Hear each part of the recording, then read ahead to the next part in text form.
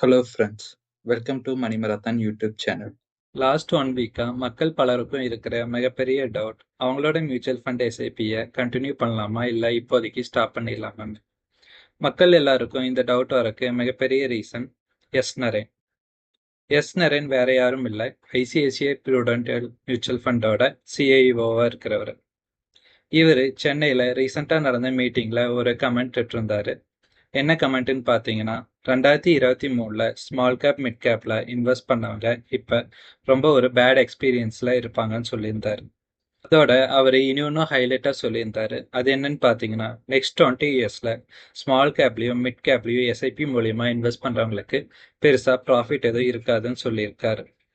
இவரோட இந்த comments SIP மூலியமா மியூச்சுவல் ஃபண்ட்ல இன்வெஸ்ட் பண்றவங்க மத்தியில பெரிய தயக்கத்தை ஏற்படுத்தி இருக்கு. இந்த சேம் மீட்டிங்ல அவர் வேற சில இம்பார்ட்டன்ட் இன்ஃபர்மேஷனும் சொல்லியிருக்காரு.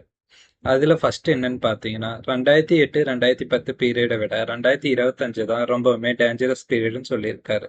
அதுக்கு அவர் குறிப்பிட்ட ரீசன் என்னன்னு பாத்தீங்கன்னா, 2008-2010 பீரியட்ல நிறைய இன்வெஸ்டர்ஸ் மணியை பேங்க்ல இழந்ததா சொல்லியிருக்காரு. பட் 2025ல பாத்தீங்கன்னா ரீட்டைல் இன்வெஸ்டர்ஸ் நிறைய ரிஸ்க்ல இருக்காங்கன்னு சொல்லியிருக்காரு. 2025 ரொம்பவுமே டேஞ்சரஸ்ன்னு அவர் ஏன் சொல்றாருன்னு பார்த்தீங்கன்னா, முன்னெல்லாம் ஏதாவது ஒரு கம்பெனி அவங்க கம்பெனியை க்ரோ பண்ணோம்னா வெஞ்சர் கேபிட்டல்ஸோ இல்லை பேங்க்லேருந்து லோன் வாங்கி தான் அவங்க கம்பெனியை க்ரோ பண்ணுவாங்க.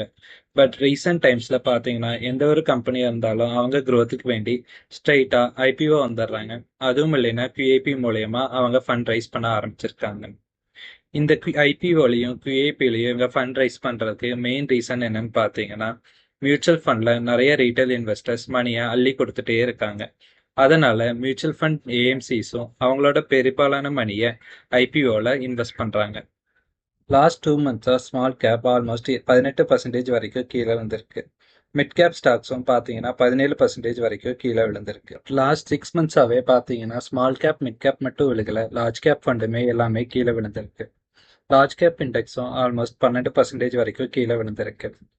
ரொம்ப காலமாகவே அனலிஸ்ட் எல்லாருமே இந்தியன் ஸ்டாக் மார்க்கெட் ரொம்பவுமே ஓவர் வேல்யூடாக இருக்கிறதா சொல்லியிருக்காங்க. பட் ட்ரம்ப் யூஎஸ் பிரசிடெண்ட்டாக செலக்ட் ஆன அப்புறம் டாலர் ஸ்ட்ரென்தன் ஆக ஆரம்பிச்சிருச்சு. டாலர் ஸ்ட்ரென்தன் ஆகிறதுனால எஃப்ஐஐஸ் தொடர்ந்து இந்தியன் ஸ்டாக் மார்க்கெட்டில் செல் பண்ணிகிட்டே இருக்காங்க. அதனால அவங்க மணியை டாலரில் இன்வெஸ்ட் பண்ணிட்டு இருக்காங்க. அது பெட்டர் ரிட்டர்ன் கொடுக்கறதா அவங்க ஃபீல் பண்ணுறாங்க. ஒன்ஸ் டாலர் டாமினன்ஸ் ஸ்டாப் ஆகி ருபீ ஸ்ட்ரென்தன் ஆகிறப்ப எஃப்ஐஎஸ் மறுபடியும் இந்தியன் லார்ஜ் கேப் ஸ்டாக்ல இன்வெஸ்ட் பண்ணுறதுக்கு ரிட்டர்ன் வருவாங்க. பட் அதுக்கு முன்னாடி லார்ஜ் கேப்ல யாருக்கெல்லாம் இன்வெஸ்ட் பண்ணுற ஐடியா இருக்கோ லாங் டேர்முக்கு அவங்க இந்த மார்க்கெட் ஃபாலை ஒரு நல்ல ஆப்ஷனாக யூஸ் பண்ணிக்கலாம்.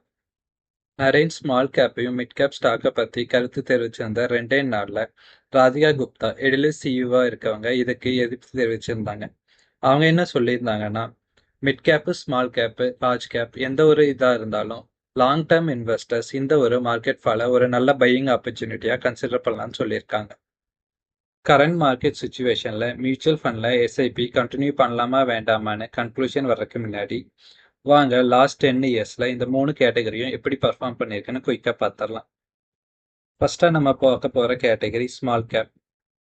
உங்கள் ரெஃபரன்ஸ்க்கு வேண்டி பல ஏஎம்சியில் இருக்கிற ஸ்மால் கேப் ஃபண்ட்ஸ் இங்கே லிஸ்ட் பண்ணியிருக்கேன். இது ஜஸ்ட் ரெஃபரன்ஸ்க்கு வேண்டி தான், எந்த ஒரு ப்ரொமோஷனுக்கு வேண்டியும் இல்லை.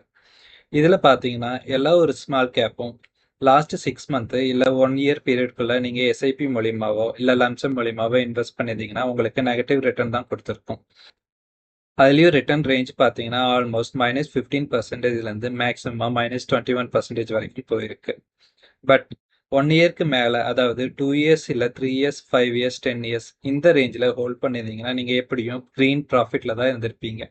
அதுலேயும் 10 இயர்ஸ் வரைக்கும் ஹோல்ட் பண்ணியிருந்தீங்கன்னா எவரேஜாக ஒரு 14%லேருந்து 18% வரைக்கும் மேக்ஸிமம் பெனிஃபிட் அச்சீவ் பண்ணியிருப்பீங்க. அடுத்ததாக மிட் கேப் மியூச்சுவல் ஃபண்ட் கேட்டகரியை பற்றி பார்த்துடலாம். இதுவுமே இங்கே பார்த்தீங்கன்னா லாஸ்ட் 1 இயர் வரைக்கும் நீங்கள் இன்வெஸ்ட் பண்ணியிருந்தீங்கன்னா நெகட்டிவ் ரிட்டர்னில் தான் இருந்திருப்பீங்க. மேக்ஸிமம் ஆல்மோஸ்ட் 14% வரைக்கும் போயிருக்கும். மினிமம் 9% வரைக்கும் உங்களுக்கு நெகட்டிவ் ரிட்டர்ன் வந்திருக்கும். பட் இதுவுமே 5 வருஷம் இல்லை 10 வருஷம் வரைக்கும் ஹோல்ட் பண்ணியிருந்தீங்கன்னா நீங்கள் நல்ல ப்ராஃபிட்டில் இருந்திருப்பீங்க. மேக்ஸிமம் ஆல்மோஸ்ட் 17% வரைக்கும் ப்ராஃபிட் கிடைச்சிருந்திருக்கும். மினிமமாக பார்த்தீங்கன்னாலும் ஆல்மோஸ்ட் 13% வரைக்கும் உங்களுக்கு ப்ராஃபிட் கிடைச்சிருக்கும். ஃபைனலாக நம்ம பார்க்க போகிற கேட்டகரி லார்ஜ் கேப். இங்கேயுமே பார்த்தீங்கன்னா லாஸ்ட் 1 இயர்க்குள்ளே நீங்கள் இன்வெஸ்ட் பண்ணியிருந்தீங்கன்னா ரிட்டர்ன்ஸ் நெகட்டிவ் தான் இருந்திருக்கும். பட் ஸ்மால் கேப் கூடயும் மிட் கேப் கூடயும் கம்பேர் பண்றப்ப உங்களோட லாஸ் இங்க ரொம்பவுமே கம்மி. பாத்தீங்கன்னா மினிமம் 2.5% தான் இங்க லாஸ். மேக்ஸிமம் பாத்தீங்கன்னாலும் ஒரு 7% வரைக்கும் தான் லாஸ். பட் மிட் கேப்பும் ஸ்மால் கேப்லும் பார்த்துருந்தீங்கன்னா ஆல்மோஸ்ட் 17% வரைக்குமே லாஸ் இருந்துச்சு. இதுலயுமே லாங் டேர்ம் ஹோல்டர்ஸா இருந்தீங்கன்னா, அதாவது ஒரு 5 வருஷம் 10 வருஷம் இன்வெஸ்ட் பண்ணியிருந்தீங்கன்னா உங்களோட ரிட்டர்ன் ஆல்மோஸ்ட் 13% வரைக்கும் இருந்திருக்கும். மினிமம் பாத்தீங்கன்னாலும் ஒரு 11% வரைக்கும் ப்ராஃபிட் பார்த்துருப்பீங்க. இது எஃப்டி ரிட்டர்ன் கூட பார்க்குறப்ப இது நல்ல ரிட்டர்ன் ஆகும். ஓகே ஃப்ரெண்ட்ஸ், இந்த வீடியோவோட ஃபைனல் இதுக்கு வந்துட்டோம். நம்ம என்ன கன்க்ளூஷன் எடுக்கலாம்னு பார்த்தீங்கன்னா, ஸ்மால் கேப்போ மிட் கேப்போ இல்லை லார்ஜ் கேப்போ நீங்கள் ஒரு லாங் டேர்ம் இன்வெஸ்டராக இருந்தீங்கன்னா, அதாவது தொடர்ந்து ஒரு 7 வருஷம் இல்லை 10 வருஷம் வரைக்கும் இன்வெஸ்ட் பண்ண போகிறீங்கன்னா நீங்கள் உங்கள் எஸ்ஐபியை ஸ்டாப் பண்ணாமல் தொடர்ந்து கண்டினியூ பண்ணலாம். சப்போஸ் உங்களுக்கு ஃபியர் இருந்துச்சுன்னா என்ன பண்ணலாம்னு நினச்சிங்கன்னா, இப்போ கரண்ட்டாக எஸ்ஐபி ஒரு 10,000 ரூபா நீங்கள் கட்டிட்டு இருக்கீங்கன்னா அதை ஒரு 4 டிவைட் பண்ணி வாரம் 2,500 ரூபா அப்படி இன்வெஸ்ட் பண்ணுங்க. அந்த மாதிரி பண்றப்ப நீங்க உங்க என்ஏவியை எவரேஜ் பண்ணிக்க முடியும். என்னோட ஒரு பர்சனல் அட்வைஸ் என்னன்னு பார்த்தீங்கன்னா, நீங்க மியூச்சுவல் ஃபண்ட்ல எந்த ஒரு கேட்டகரியில் இன்வெஸ்ட் பண்றதா இருந்தாலும் சரி, ஆக்டிவ் மியூச்சுவல் ஃபண்ட்ல இன்வெஸ்ட் பண்றதுக்கு பதிலாக பேசிவ் மியூச்சுவல் ஃபண்ட்ல இன்வெஸ்ட் பண்ணுங்க. பேசிவ் மியூச்சுவல் ஃபண்ட்னா வேற எதுவும் இல்லை, நம்ம இண்டெக்ஸ் ஃபண்டு தான். இண்டெக்ஸ் ஃபண்ட்ல இன்வெஸ்ட் பண்றதுனால நீங்க கமிஷன் ரொம்ப கம்மியாக தான் பே பண்ண வேண்டியதா இருக்கும். லாங் டேர்ம் இன்வெஸ்டர்ஸ்க்கு அது ரொம்பவுமே நல்ல ரிட்டர்ன் கொடுக்கும்.